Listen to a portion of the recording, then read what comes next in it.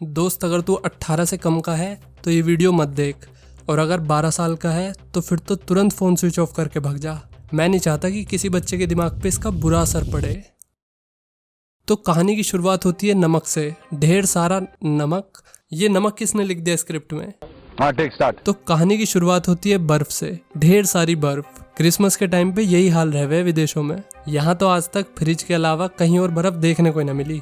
खैर, ये है एशली, जो ड्राइव करके मिस्टर एंड मिसेस मिलर के घर जा रही थी। एशली उनके बेटे ल्यूक की बेबी सिटर है। ल्यूक अब 12 साल का हो चुका है और हार्मोनल चेंजेस से गुजर रहा है। अब यह कुछ छोरी पटानी है। छोरी भी कोई और नहीं बल्कि इसकी बेबी सिटर। ये अपने दोस्त को बता रहा है कि आज रात बन जाएगी बात जब मैं और एशली होंगे साथ। ये बात सुन के गैरेट ने बोला, गले के लिए पानी अच्छा है गुनगुना, बकवास मत कर, जाके बजा झुनझुना। अब एशली भी इनके घर आ गई थी। ल्यूक के फादर ने एशली का स्वागत किया। ल्यूक का बाप ठरक में भी उसका बाप था। यहाँ पे हमें पता चलता है कि ल्यूक जब 8 साल का था तब से एशली उसकी बेबी सिटिंग कर रही है। इसलिए ही ल्यूक के माँ बाप एशली पर इतना भरोसा करते हैं। माताजी ने एशली को बताया कि ल्यूक फिर से स्लीप वॉकिंग करने लगा है, इसलिए तुम ये पेंसिल दरवाजे पर लगा देना, इससे तुम्हें पता चल जाएगा अगर उसने फिर से स्लीप वॉक करी तो। अब मॉम, डैड और गैरेट चले गए थे। अब बस बेबी सिटर और उसका बेबी बचा था। एशली फोन पर अपने बॉयफ्रेंड रिकी से बात कर रही होती है। रिकी उससे मिलना चाहता था पर एशली उसे बार बार मना कर रही थी। पता नहीं क्यों, पर अपनी बेबी सिटर को रिकी से बात करता देखकर ल्यूक की गंदे वाली जल रही थी।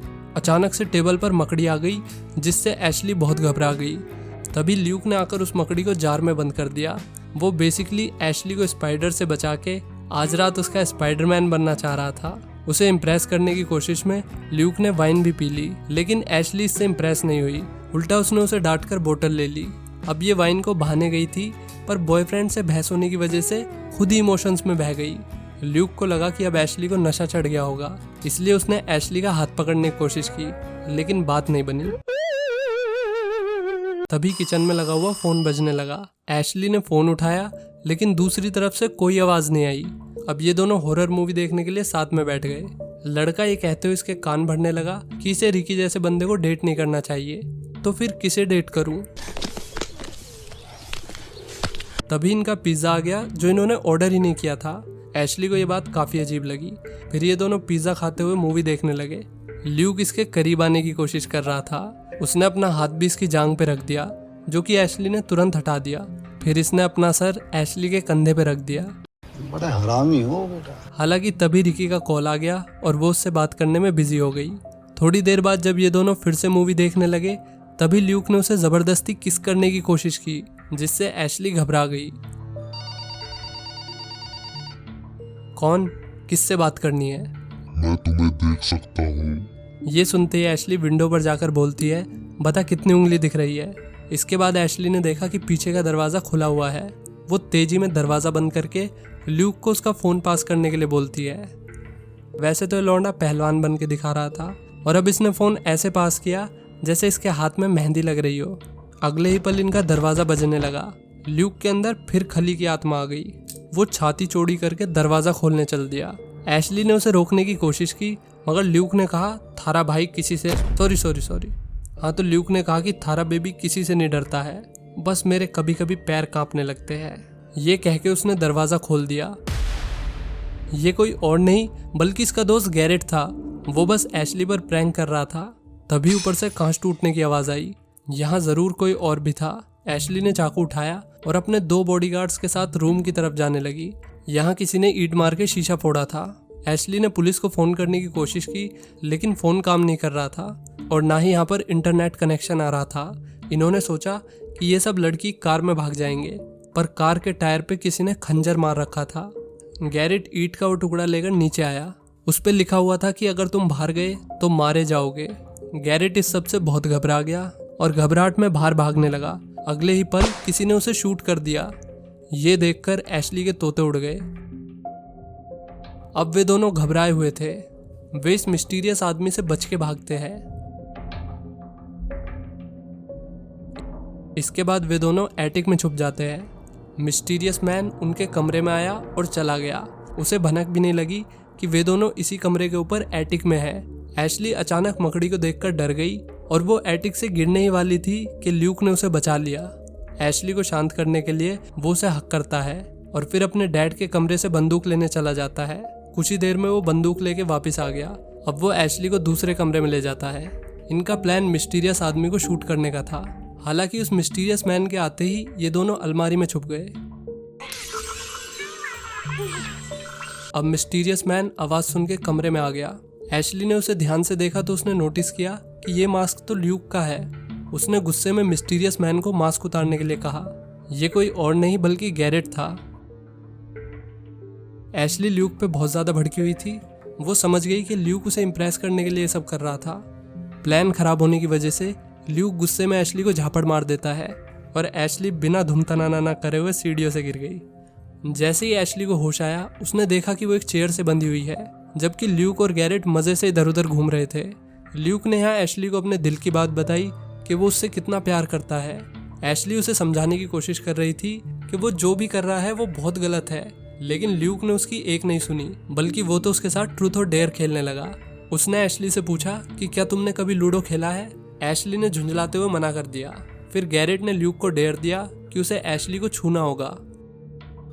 इसके बाद गैरेट और ल्यूक की बहस हो गई, क्योंकि ल्यूक उसे वैसे डेयर नहीं दे रहा था जैसे गैरेट ने उसे दिए थे। जब एशली वहां अकेली थी उसने फ्लैशलाइट उठाकर पड़ोस में मदद का सिग्नल देने की कोशिश की। तभी वे दोनों वापस आ गए। उन्होंने फ्लैशलाइट को उससे दूर कर दिया। इसके बाद ल्यूक ने उसे दारू पीने के लिए फोर्स किया, जिसमें नशे की दवाई मिली हुई थी। अगर एशली वो पी लेगी तो उसे आज की रात के बारे में कुछ भी याद नहीं रहेगा, लेकिन उसने वो बोतल गिरा दी। तभी डोरबेल बजती है। ये एशली का बॉयफ्रेंड रिकी था। रिकी को एशली की आवाज़ ना आ जाए इसलिए ल्यूक ने म्यूजिक को तेज कर दिया। रिकी ने उसे बताया कि एशली ने उसे मैसेज करके यहाँ पे बुलाया था। ल्यूक ने उसे मना कर दिया कि एशली तुमसे मिलना नहीं चाहती। फिर रिकी ने उसे फ्लावर देने के लिए कहा। फ्लावर के बहाने वो जबरदस्ती घर में घुस जाता है। दूसरे कमरे में एशली ने कुर्सी गिरा दी ताकि रिकी को उसकी आवाज़ सुन जाए। उसने कांच का एक टुकड़ा भी उठा लिया। इधर रिकी एशली से मिलना चाहता था। ल्यूक ने उसे कह दिया कि एशली ऊपर है। अब वो लड़की को ढूंढते हुए ऊपर आ गया। पीछे से ल्यूक ने उसमें बेसबॉल बैट धर दिया। इसके बाद रिकी ने खुद को बचा के ल्यूक को पकड़ लिया, लेकिन अगले ही पल ल्यूक ने पेंसिल से उस पर हमला कर दिया। अब रिकी उसे बेसबॉल बैट से मारने वाला था कि तभी गैरेट वहां गया। उसके हाथ में एक शॉटगन थी। रिकी उसके सामने घुटनों पर बैठ गया और पीछे से ल्यूक ने उस पर बैट से हमला कर दिया, जिससे वो बेहोश हो गया। अब इन्होंने रिकी को भी चेयर से बांध दिया था। यहाँ हमें पता चलता है कि रिकी को एशली के फोन से ल्यूक ने ही मैसेज करके बुलाया था। गैरेट को ये बात पसंद नहीं आई, क्योंकि ये उनके प्लान का हिस्सा नहीं था। इस बात पर उन दोनों की बहस होने लगी। फिर ल्यूक ने एशली से उसके एक्स बॉयफ्रेंड जेरेमी को बुलाने के लिए कहा, लेकिन एशली ने उसे मना कर दिया, तो ल्यूक उसे खुद फोन करके बुलाने लगा। इसी बीच एशली कांच के टुकड़े से खुद को आजाद करने की कोशिश करने लगी। इसके बाद ल्यूक ने रिकी को धमकाया तो उसका मूत निकल गया। हालांकि उसने जानबूझकर मूता था ताकि ल्यूक साफ सफाई में बिजी हो जाए, और इतने में एशली अपनी टेप काट ले। एशली ने अपना एक पैर खोल लिया था। इसके बाद ल्यूक और गैरेट रिकी को अपने साथ ले गए। ल्यूक बेसिकली रिकी से जेलस था। वो नहीं चाहता था कि एशली की जिंदगी में उसके अलावा भी कोई और रहे, इसलिए उसने रिकी को मारने का पूरा बंदोबस्त कर लिया था। इधर एशली ने अपनी टेप काट ली और वो गन उठाकर यहाँ आ गई। उसने ल्यूक को वार्निंग दी कि वो जो भी करने की सोच रहा है वो ना करे, लेकिन ल्यूक पक्का हरामी लड़का है। उसने लोहे के पेंट के डिब्बे से रिकी का सर उड़ा दिया। एशली और गैरेट दोनों ही शौक में थे। इसके बाद एशली ने ट्रिगर दबा दिया, लेकिन गन तो खाली थी। ल्यूक अभी तक इसे खाली गन से डरा रहा था। अब एशली यहाँ से भागने लगती है। गैरेट ने उसे रोकने की कोशिश की, लेकिन वो दीवार कूदकर भाग गई। सरकारी स्कूल की लौंडिया लग रही है। इससे पहले वो रोड तक पहुंच पाती, ल्यूक ने उसके सर में ईंट मारकर उसे बेहोश कर दिया। इसके बाद क्रिसमस का चंदा मांगने वाली महिलाएं आ गई, जिन्हें ल्यूक ने भारी रोक लिया। उसने एशली को क्रिसमस लाइट से बांध रखा था। इधर गैरेट वीड फूकने के बाद झाइयों में था। अब जेरेमी भी यहाँ पहुंच चुका था। ल्यूक ने भारी उसे रोक लिया। ल्यूक ने कहा कि जब तक तुम लिखकर एशली से माफी नहीं मांगोगे तब तक वो तुमसे नहीं मिलेगी। जेरेमी को उससे मिलने की इतनी जल्दी थी कि उसने माफी के नाम पर सिर्फ आई एम सॉरी बाबू लिखा। ल्यूक ने उसे अच्छे से लिखने के लिए कहा। कुछ ही देर में पीछे से ल्यूक ने उसके गले में फंदा डाल दिया और इस डेड हड्डी ने अकेले ही जेरेमी को पेड़ पर लटका दिया। खैर जेरेमी मारा गया और अपने पीछे छोड़ गया एक लेटर। दूसरी तरफ एशली ने गैरेट को कन्वेंस कर लिया कि ल्यूक सिर्फ उसकी दोस्ती का फायदा उठा रहा है। इसी बात पे गैरेट उसकी वायर्स को काटने लगा। गैरेट भी मन ही मन एशली को पसंद करता था, इसलिए उसने एशली की वायर्स काटते हुए उसे किस कर दिया, जिससे ल्यूक की जल गई और उसने गैरेट को शूट कर दिया। ल्यूक के हिसाब से गैरेट ने उसे धोखा दिया था उस लड़की को किस करके जो ल्यूक को घंटा कुछ नहीं समझती थी। कोई सेंस है इसका गैरेट को शूट करने का? अगले ही पल ल्यूक ने उसे पूरी तरह से खत्म कर दिया। अब एशली की सारी उम्मीदें खत्म हो चुकी थी। मैं जब छोटा था तो मेरी माँ मेरा बहुत ध्यान रखती थी, लेकिन पता नहीं क्यों अचानक उन्होंने मेरा ध्यान रखना छोड़ दिया। मुझे पता है उन्होंने ऐसा क्यों किया। इसके बाद ल्यूक को जानना था कि उसकी मॉम ने ऐसा क्यों किया। एशली ने एक शब्द भी नहीं बोला। फ्रस्ट्रेशन में ल्यूक ने चाकू से उसका भी काम तमाम कर दिया। अब वो अपने प्लान को एग्जीक्यूट करने लगा। उसने एक फेक क्राइम सीन बनाया जिसमें जेरेमी, जो कि एशली का एक्स बॉयफ्रेंड था, उसने इन सबको मारा है और उसके बाद खुद भी सुसाइड कर ली। सबूत के तौर पर उसने जेरेमी से सुसाइड नोट पहले लिखवा लिया था। अब उसने अपने कपड़े बदल लिए और गेट के हैंडल में पेंसिल फंसाने लगा, जिससे कंफर्म हो जाए कि वो अपने कमरे से बाहर गया ही नहीं था। लेकिन अंदर से पेंसिल फंस नहीं रही थी और इसके मॉम डैड भी बस पहुंचने वाले थे, इसलिए वो बाहर से ही पेंसिल फंसा के दूसरे कमरे की खिड़की से अपने रूम में जाने लगा। तभी क्रिसमस वाले हिरन गिर गए। अब वो उन्हें सही करने लगा, इतने में इसके मॉम डैड भी आ गए। अब वो फटाफट अपने बेड पे आ गया और उसने वो नींद की गोली भी खा ली जो उसे स्लीप वॉकिंग करने की वजह से दी जाती थी। हालांकि वो बस स्लीप वॉकिंग करने का ड्रामा कर रहा था ताकि उसकी मॉम फिर से उस पर ध्यान देने लगे। तो अब सीन ऐसा है कि ये नींद की गोली खा के सो रहा है, इसके रूम के बाहर पेंसिल भी लगी हुई है, मतलब यहाँ जो कुछ भी हुआ उसके बारे में इसे कुछ नहीं पता। अब पुलिस भी यहाँ पर आ गई। इसकी माँ इसे गोद में लेकर बैठी हुई थी, उसे क्या पता ये सब कांड इसी ने करे हैं। तभी पता चलता है कि एशली अभी तक जिंदा है। उसने अपनी गर्दन पे टेप लगा ली थी जिससे उसका खून रुक गया। ये देखकर ल्यूक की हवा खराब हो गई। जाते जाते एशली ने उसे फिंगर दिखा दी जो ल्यूक के अलावा किसी ने नहीं देखी। तो अब अगर एशली इतनी सीरियस इंजरी के बाद भी जिंदा बच गई तो फिर ल्यूक की पोल पट्टी खुल जाएगी, और अगर वो जिंदा नहीं बची तो भी ल्यूक ने अपनी कहानी में एक लूप होल छोड़ दिया था। वो चंदा मांगने वाली औरतें वे ल्यूक से मिलके गई थी।